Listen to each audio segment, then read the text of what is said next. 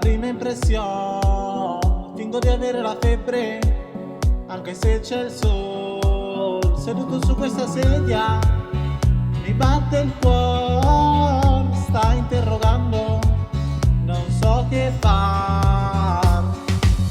Voglio morire strozzato, affogato e verrò promosso, perché la bocciatura, quella è una cosa dura, bisogna studiare per tutta l'estate, perché la bocciatura, quella è una cosa dura, bisogna studiare per tutta l'estate.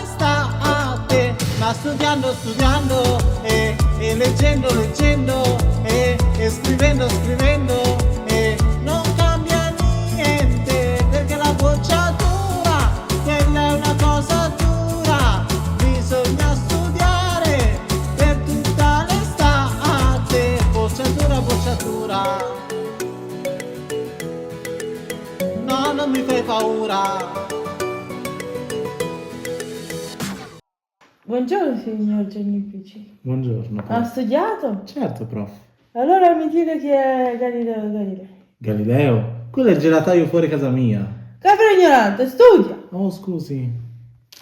Chi è Giulio Cesare? Giulio è mio zio, quello che fa il muratore.